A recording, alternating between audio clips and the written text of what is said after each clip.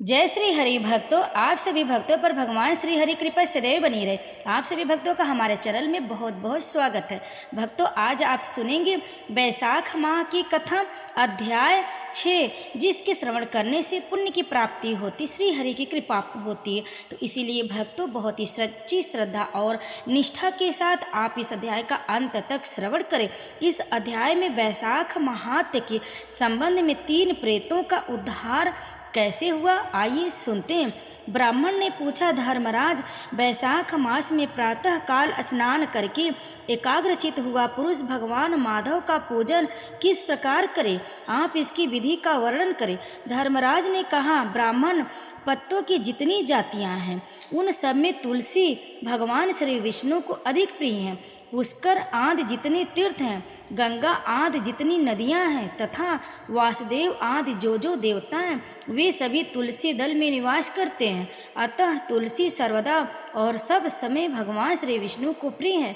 कमल और मालती का फूल तोड़कर तुलसी का पत्ता ग्रहण करें और उसके द्वारा भक्ति पूर्वक माधव की पूजा करें। उसके पुण्य फल का पूरा वर्णन करने में शेष भी समर्थ नहीं है।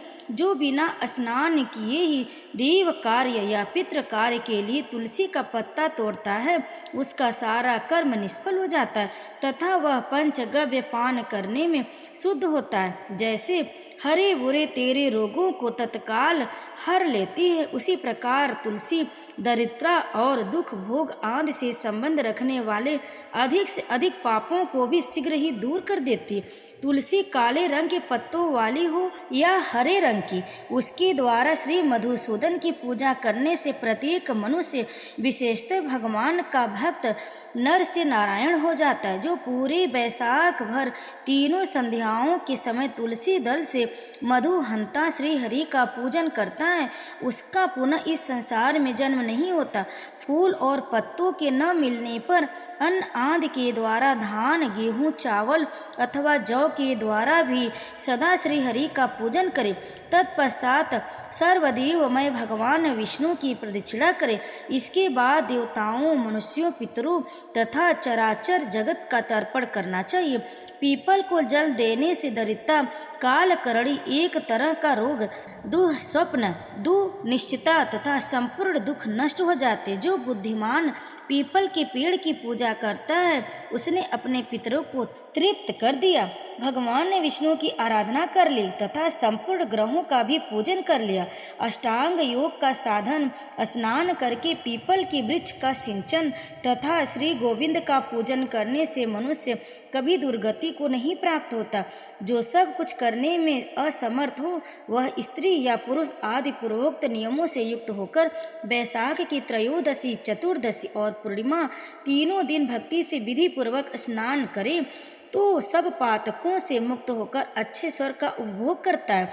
जो वैशाख मास में प्रसन्नता के साथ भक्ति पूर्वक ब्राह्मणों को भोजन कराता है तथा 3 रात तक प्रातः काल एक बार भी स्नान करके संयम और शौच का पालन करते हुए श्वेत या काले तिलों को मधु में मिलाकर 12 ब्राह्मणों को दान देता है और उन्हीं के द्वारा स्वास्थ्य वाचन कराता है और मुझ पर धर्मराज प्रसन्न इस उद्देश्य से देवताओं और पितरों का तर्पण करता है, उसके जीवन भर के किए हुए पाप तत्काल नष्ट हो जाते। जो वैशाख की पूर्णिमा को मणिक, मटका, जल के घड़े, पकवान तथा सुवर्णमय दक्षिणा प्रदान करता है, उसे अश्वमेघ यज्ञ का फल मिलता है। इस विषय में एक प्राचीन इतिहास कहा जाता है, जिसमें एक ब्राह्मण का महान वन के भीतर प्रेतों के साथ संवाद हुआ था। मध्य देश में एक धनशर्मा नामक ब्राह्मण रहता था। उसमें पाप का लेश मात्र भी नहीं था। एक दिन वह कुश आदि के लिए वन में गया। वहां उसने एक अद्भुत बात देखी। उसे 3 महाप्रेत दिखाई दिए जो बड़े ही दुष्ट और भयंकर थे। धनशर्मा उन्हें देखकर डर गया। उन प्रेतों के केस ऊपर को उठे हुए थे, लाल लाल आंखें, काले काले दांत और सूखा हुआ उनका पेट था। धनशर्मा ने पूछा, तुम लोग कौन हो? यह नार की अवस्था तुम्हें कैसे प्राप्त हुई? मैं भय से आतुर और दुखी हूँ, दया का पात्र हूँ, मेरी रक्षा करो। मैं भगवान विष्णु का दास हूँ, मेरी रक्षा करने से भगवान तुम लोगों का भी कल्याण करेंगे। भगवान विष्णु ब्राह्मणों के हितैषी हैं, मुझ पर दया करने से वे तुम्हारे ऊपर संतुष्ट होंगे। श्री विष्णु के अलसी के पुष्प के समान श्याम वर्ण हैं, वे पीतांबरधारी, उनका नाम श्रवण करने मात्र से सब पापों का क्षय हो जाता है। भगवान आदि और अंत से रहित, शंख चक्र एवं गदा धारण करने वाले, अविनाशी, कमल के समान नेत्रों वाले तथा प्रेतों को मोक्ष प्रदान करने वाले हैं। यमराज कहते हैं, ब्राह्मण भगवान विष्णु का नाम सुनने मात्र से वे पिशाच संतुष्ट हो गए, उनका भाव पवित्र हो गया, वे दया और उदारता के वशीभूत हो गए। ब्राह्मण के कहे वे वचन से उन्हें बड़ी प्रसन्नता हुई। उसके पूछने पर वे प्रेत इस प्रकार बोले। प्रेतों ने कहा, विप्र, तुम्हारे दर्शन मात्र से तथा भगवान श्री हरि का नाम सुनने से हम इस समय दूसरे ही भाव को प्राप्त हो गए, हमारा भाव बदल गया, हम दयालु हो गए। वैष्णव पुरुष का समागम निश्चय पापों को दूर भगाता, कल्याण से संयोग कराता तथा शीघ्र ही यश का विस्तार कराता है। अब हम लोगों का परिचय सुनो।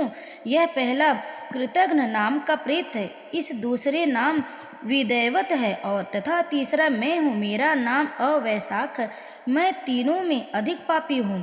इस प्रथम पापी ने सदा ही कृतघ्नता की है, अतः इसके कर्म के अनुसार ही इसका कृतघ्न नाम पड़ा। ब्राह्मण या पूर्व जन्म में सुदास नामक द्रोही मनुष्य था तथा कृतघ्नता किया करता था, उसी पाप से यह इस अवस्था को पहुंचा है। अत्यंत पापी, धूर्त तथा गुरु और स्वामी का अहित करने वाले मनुष्य के लिए भी पापों से छूटने का उपाय है, परंतु कृतघ्न के लिए कोई प्रायश्चित नहीं है। इस दूसरे पापी ने देवताओं का पूजन किए बिना ही सदा अन्न भोजन किया है। इसने गुरु और ब्राह्मणों को कभी दान नहीं दिया, इसलिए इसका नाम विदैवत हुआ है। यह पूर्व जन्म में हरिवीर नाम से विख्यात राजा था। 10,000 गांवों पर इसका अधिकार था।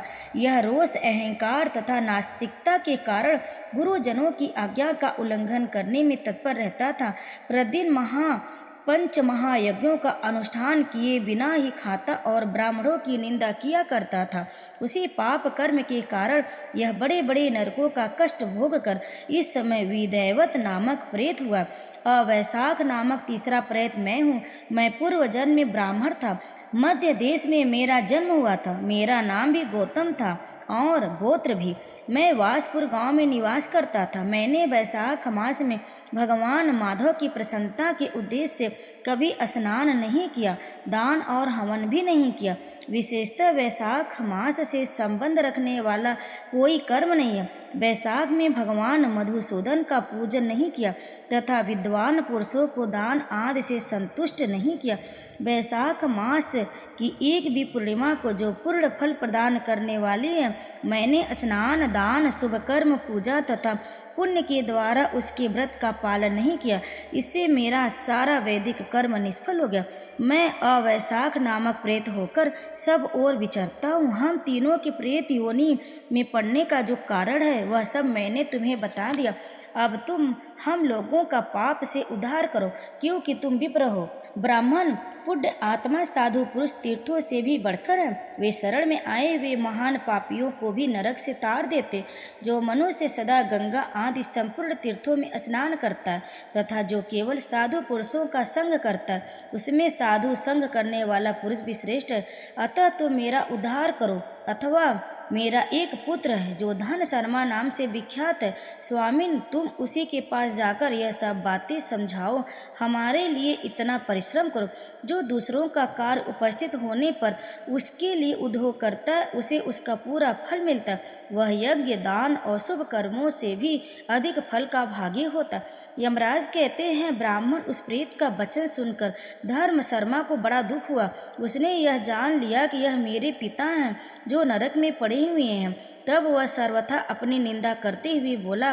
धर्म शर्मा ने कहा, स्वामिन, मैं ही गौतम का आपका पुत्र धन शर्मा हूँ। मैं आपके किसी काम न आया। मेरा जन्म निरर्थक है। जो पुत्र आलस्य छोड़कर अपने पिता का उद्धार नहीं करता वह अपने को पवित्र नहीं कर पाता। जो इस लोक और परलोक में भी सुख का संतान विस्तार कर सके वही संतान या तनय माना गया है। इस लोक में धर्म की दृष्टि से पुरुष के दो ही गुरु हैं, पिता और माता। इनमें भी पिता ही श्रेष्ठ है, क्योंकि सर्वत्र बीज ही प्रधानता देखी जाती है। पिताजी, क्या करूं, कहाँ जाऊं, कैसे आपकी गति होगी? मैं धर्म का तत्व नहीं जानता, केवल आपकी आज्ञा का पालन करूंगा। प्रेत बोला, बेटा घर जाओ और यमुना में विधि पूर्वक स्नान करो। आज से 5वें दिन बैसाख की पूर्णिमा आने वाली है, जो सब प्रकार की उत्तम गति प्रदान करने वाली तथा देवता और पितरों के पूजन के लिए उपयुक्त है। उस दिन पितरों के निमित्त भक्ति पूर्वक तिल मिश्रित जल का घड़ा, अन्न और फल दान करना चाहिए। उस दिन जो श्रद्धा भाव किया जाता है वह पितरों को 1000 वर्षों तक आनंद प्रदान करने वाला होता है। जो बैसाख की पूर्णिमा को विधि पूर्वक स्नान करके 10 ब्राह्मणों को खीर भोजन कराता है वह सब पापों से मुक्त हो जाता है। जो धर्मराज की प्रसन्नता के लिए जल से भरे हुए 7 घड़े दान करता है वह अपनी 7 पीढ़ियों को तार देता है। बेटा, त्रयोदशी, चतुर्दशी तथा पूर्णिमा को भक्ति परायण होकर स्नान, जप, दान, होम और श्री माधव का पूजन करो और उससे जो फल हो वह हम लोगों को समर्पित कर दो। ये दोनों प्रेत भी मेरे परिचित हो गए। अब इनको इसी अवस्था में छोड़कर मैं स्वर्ग नहीं जा सकता। इन दोनों के पाप का भी अंत आ गया। यमराज कहते, ब्राह्मण बहुत अच्छा कहकर वह श्रेष्ठ ब्राह्मण अपने घर गया और वहां जाकर उसने सब कुछ उसी तरह किया। वह प्रसन्नता पूर्वक परम भक्ति के साथ बैसाख का स्नान और दान करने लगा। बैसाख की पूर्णिमा आने पर उसने आनंद पूर्वक भक्ति से स्नान किया और बहुत से दान करके उन सबको पृथक पृथक पुण्य प्रदान किया। उस पवित्र दान के संयोग से वे सब आनंद मग्न हो विमान पर बैठकर तत्क्षण ही स्वर्ग को चले गए। ब्राह्मणों में श्रेष्ठ धर्मशर्मा भी श्रुति, स्मृति और पुराणों का ज्ञाता था। वह चिरकाल तक उत्तम भोग भोगकर अंत में ब्रह्मलोक को प्राप्त हुआ। अतः यह बैसाख की पूर्णिमा परम पुण्यमयी और समस्त विश्व को पवित्र करने वाली है। इसका महत्व बहुत बड़ा है, अतएव मैंने संक्षेप में तुम्हें इसका महत्व बतला दिया।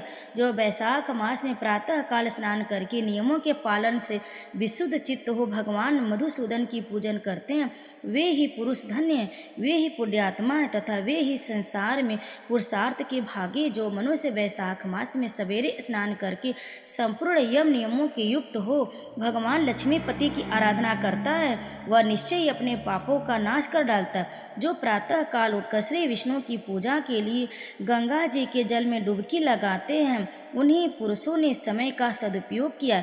वे ही मनुष्यों में धन तथा पाप रहित। बैसाख मास में प्रातः काल नियम युक्त हो मनुष्य जब तीर्थ में स्नान करने के लिए पैर बढ़ाता है उस समय श्री माधव के स्मरण और नाम कीर्तन से उसका एक एक पग अश्वमेघ यज्ञ के समान पुण्य फल देने वाला होता है। श्री हरि के प्रियतम बैसाख मास के व्रत का यदि पालन किया जाए तो यह मेरु पर्वत के समान बड़ी उग्र पापों को भी जलाकर भस्म कर डालता। विप्रवर, तुम पर अनुग्रह होने के कारण मैंने यह प्रसंग संक्षेप में तुम्हें बता दिया। जो मेरे कहे हुए इस इतिहास को भक्ति पूर्वक सुनेगा वह भी सब पापों से मुक्त हो जाएगा तथा उसे मेरे लोक यमलोक में नहीं आना पड़ेगा। बैसाख मास के व्रत का विधि पूर्वक पालन करने से अनेकों बार के किए हुए ब्रह्म हत्या आदि भी पाप भी नष्ट हो जाते। यह निश्चित बात है। वह पुरुष अपने 30 पीढ़ी पहले के पूर्वजों को 30 पीढ़ी बाद की संतानों को भी तार देता है, क्योंकि अनायास नाना प्रकार के कर्म करने वाले भगवान श्री हरि को बैसाख मास बहुत ही प्रिय है। अतएव यह सब मासों में श्रेष्ठ है। जय श्री हरि। भक्तों, इस अध्याय को अंत तक श्रवण करने के लिए आप सभी भक्तों का बहुत बहुत धन्यवाद। इसके आगे की कथा आप अगले अध्याय में अवश्य सुने। तब तक आप सभी भक्तों पर भगवान श्री हरि कृपा सदैव बनी रहे। भक्तों, अगर आपको हमारी ये कथा पसंद आए तो वीडियो को लाइक करें, शेयर करें और कमेंट में जय श्री हरि लिखकर हमारे चैनल को सब्सक्राइब जरूर कर ले। तो प्रेम से बोले लक्ष्मी नारायण की जय, माता लक्ष्मी की जय। जय श्री हरि।